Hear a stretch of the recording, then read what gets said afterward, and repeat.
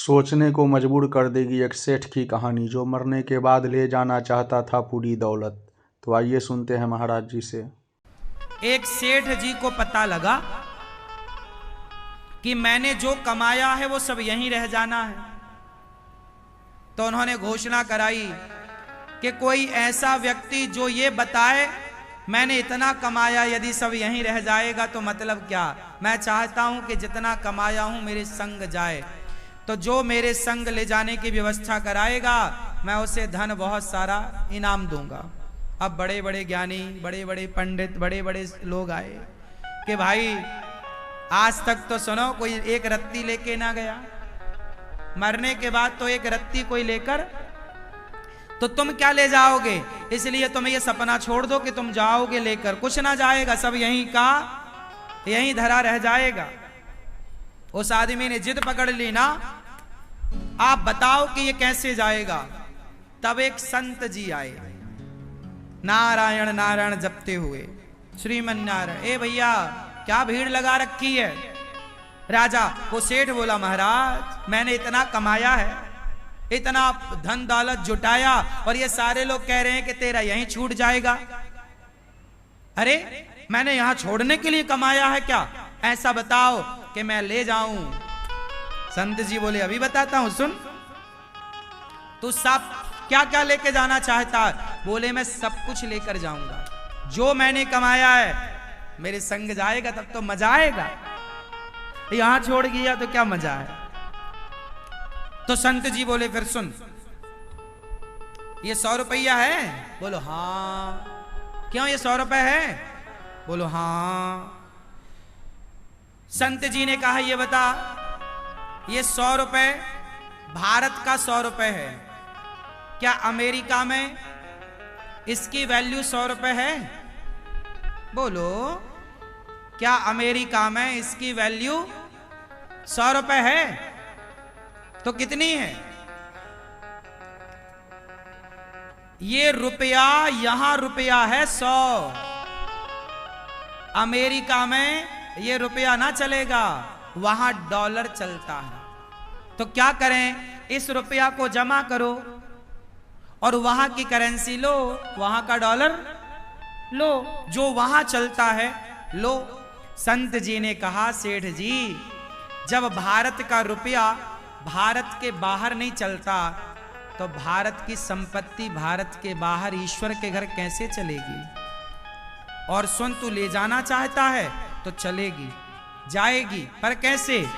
जैसे रुपए को हमने डॉलर में कन्वर्ट कराया, रुपए को किस में कन्वर्ट कराया, डॉलर में, उसी तरह तू अपनी जितनी दौलत लेकर जाना चाहता है उस संपत्ति को पुण्य में कन्वर्ट करा ले, पुण्य में लगा।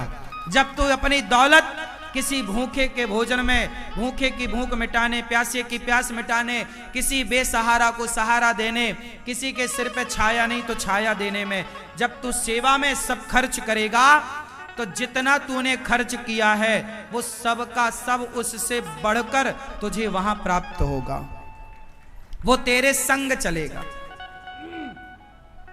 वो तेरे संग चलेगा।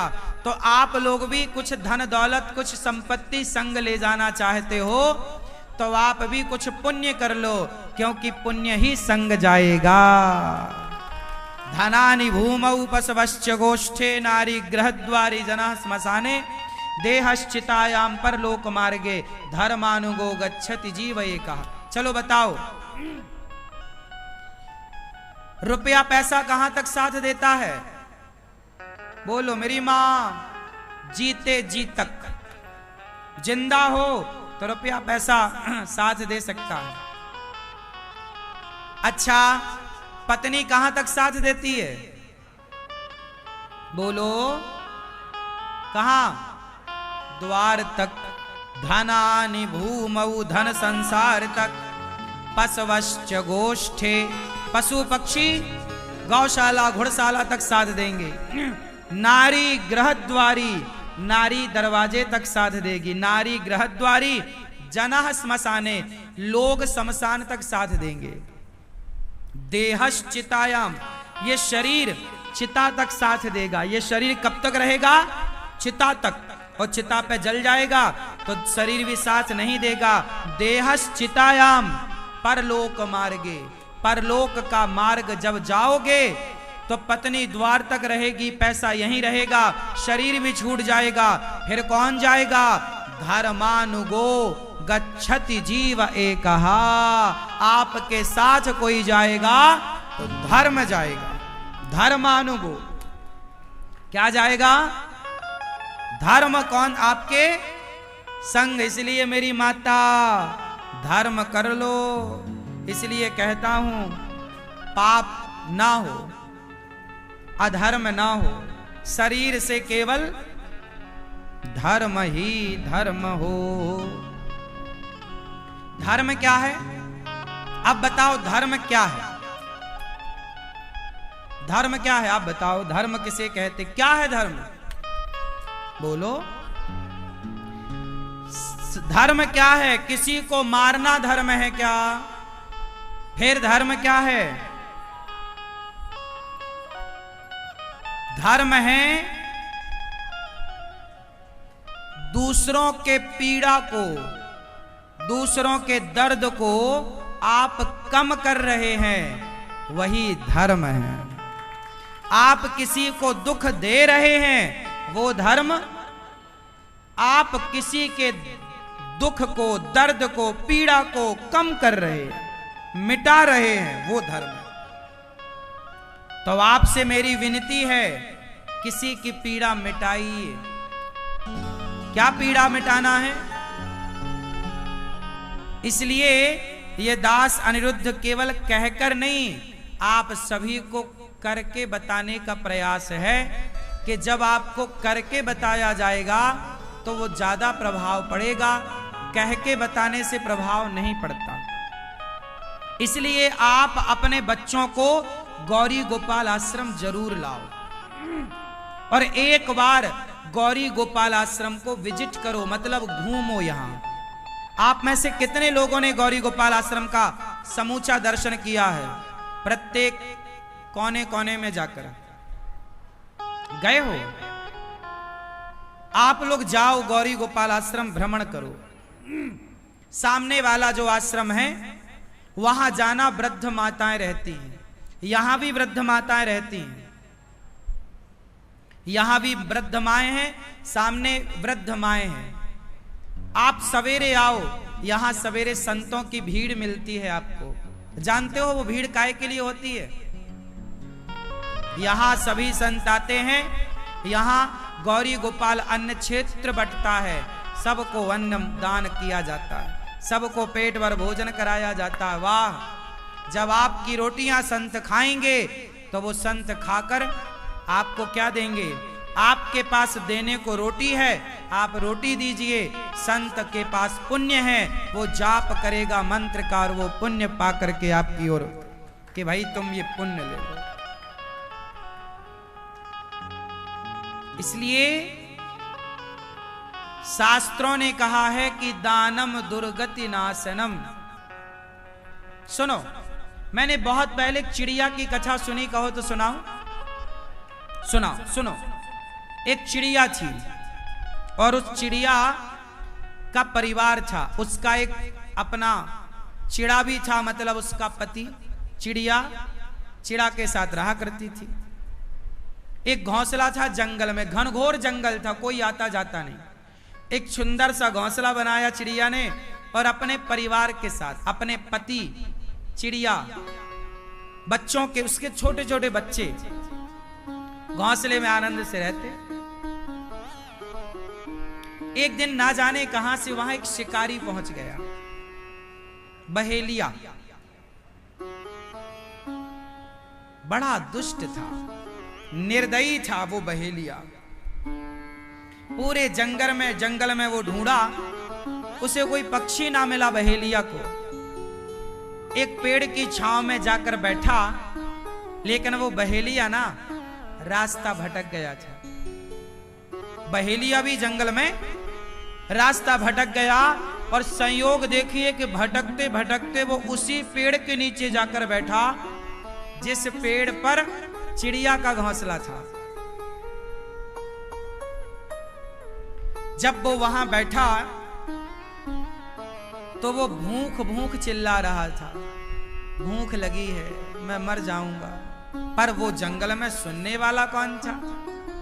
उसे एक भी पक्षी ना मिला, क्योंकि वो मांसाहारी था, पक्षी मारता, पका के खाता, पर मिला ही नहीं। तो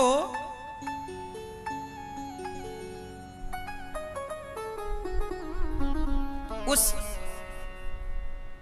आदमी ने, जो बहेलिया था, जैसे तैसे उसने लकड़ियां समेटी और वहां पर आग लगाना चाहता था। अचानक पानी बरसने लगा, और जब पानी बरसा तो सारी लकड़ियां हो गईं गीली। अब आग ना लगे, वो ठिठुर रहा है, रास्ता भटक चुका था, ठिठुर रहा था। तो चिड़िया बैठी डाल पर अपने पति से कह रही है, सुनो, देखो ये अपने द्वारे आया है, ये अपनी छाया में है, और ये ठिठुर रहा है, आग लगाने जा रहा है, लग ही नहीं रही है, सारी लकड़ियां गीली, सारी घास गीली। चिड़िया बोली, अपन अपना घोंसला इसको दे देते हैं। तो चिड़िया ने अपने बच्चों को डाल पर बिठाया और अपने घोंसले को कुतर दिया अपनी चोंच से, तो उसका घोंसला टूटा और नीचे आया। बहेलिया देख के बड़ा खुश, ऊपर देखा तो चिड़िया बैठी, और इसने घोंसला पाया सूखा, तो तुरंत उसमें आग लगाई। उसके माध्यम से उस लकड़ियों में अब धीरे धीरे आग लग गई, और आग लगी तो उसका सर्दी दूर हुई, जान में जान आई। पानी बरस गया था, तो पानी पीने का बंदोबस्त तो था, वो पानी पी लिया, पर भूख लगी। कोई अब दूर दूर तक पक्षी नजर नहीं आ रहा है, पर उसी पेड़ पर चिड़िया बैठी है, उसके बच्चे बैठे हैं और उसका पति है। चिड़िया बोली अपने पति से, इसे भूख लगी है और ये हमारा अतिथि है, और द्वार पे आया अतिथि, उसे भोजन देना हमारा, तो क्या दें? अब वो बहेलिया भी बार बार चिड़िया को देखे और वो बार बार निशाना लगाए, बार बार निशाना लगाए। उसे लगे कि कहीं चिड़िया उड़ ना जाए, पर वो चिड़िया तो खुद बैठी थी। उसने निशाना लगाया भी, धनुष उठाया, बाण चढ़ाया, उसको लगा ये चिड़िया मर जाएगी तो मेरा बंदोबस्त हो जाएगा। चिड़िया बोली कि ये मेरे द्वार पे आया अतिथि है, इसको भोजन देना चाहिए। तो उसके चिड़ा ने कहा, मतलब चिड़िया के पति ने, कि कैसे भोजन दें, हमारे पास तो कुछ है ही नहीं। चिड़िया बोली, ये मांसाहारी तो है, एक काम करती हूं, स्वामी आप बच्चों को संभालना, मैं इसका भोजन बन जाती हूं। उसका पति बच्चे तड़प गए, ना ना ना तुम मत जाओ। बच्चे बोले अच्छा हम जाते हैं, हम इसका भोजन बनेंगे। चिड़िया बोली नहीं, मैंने सुना है, देखिए चिड़िया है, पक्षी है, पर वो ये जानती है कि द्वार पर आया अतिथि भूखा ना जाए। तो चिड़िया बोली आप खुश रहना, मैं। चिड़िया उस जलती हुई आग में अपने से कूद गई, जल गई। वो बहेलिया बड़ा खुश हुआ, उसे लगा कि ये गिर गई, और वो भूंज करके उसे खाया। जब उसकी भूख फिर भी ना मिटी, तो वो छोटे छोटे बच्चे बेचारे वो भी कूद गए। जब बच्चे कूद गए तो उसका पति वो भी कूद गया। पूरा परिवार, उसकी भूख ना मिट रही थी, बच्चे भी खा लिया, भरी भी नहीं। तो उसका जो पति था चिड़िया का, उसको लगा कि मेरी पत्नी ने बलिदान दिया, इसका पेट भरने मेरे बच्चे कूद गए, फिर भी इसका पेट ना भरा, तो फिर मेरी जिम्मेदारी है कि मैं प्रयास करूं इसका पेट भरने में। तो उसका पति, चिड़िया का पति चिड़ा भी कूद गया, और जब उसे खाया तो इसे डकार आई, ये तृप्त हुआ। तभी एक सुंदर सा विमान आता है आकाश मार्ग से, और उस आकाश मार्ग में वो चारों, चिड़िया, उसका पति और उसके दोनों बच्चे, एक सुंदर सा देवताओं की तरह रूप बनाकर, अब वो पक्षी के रूप से मुक्त होकर देवताओं की तरह सुंदर बनकर विमान पर बैठे। तो ये बहेलिया बोला, आप कौन? तो पार्षद थे, विमान लेकर आए। उन्होंने कहा कि ये चिड़िया जिसे अभी अभी तूने खाया, ये उसका पति, ये उसके बच्चे। बोले ये सब कहां जा रहे? बोले ये सब वैकुंठ जा रहे हैं। क्यों? बोले इन्होंने पक्षी होकर भी द्वार पे आए, अतिथि की सेवा की। जब ये किसी का पेट भरते हैं, तुम पापी हो, तुम तो पापी हो, तुमने हत्या करके जीवों को खाते थे, तो तुम पापी हो, पर भले पापी हो। पर चिड़िया ने तो अपना धर्म निभाया, उसका धर्म है, मेरा धर्म है कि मेरे द्वार पे जो आएगा भोजन कराऊंगा। अब वो पापी है कि पुण्यात्मा ये भगवान जाने, मेरा तो धर्म है भोजन कराना। तो इन्होंने जब अतिथि का धर्म पूरा किया, गृहस्थ खा, तो देखो बिना जप तप के ये आज भगवान के धाम को दिव्य शरीर पाकर जा रहे हैं। इसका अर्थ ये पुराणों की चर्चा है। इसका मतलब ये हुआ कि आप किसी को भोजन कराते हैं तो उस भोजन कराने से वो व्यक्ति खुश हो ना हो खाकर, पर भगवान जरूर प्रसन्न होंगे उसकी तृप्ति से। यदि यह वीडियो आपको अच्छा लगे तो हमारे चैनल को लाइक एवं सब्सक्राइब अवश्य करें, शेयर करें भक्तों के साथ।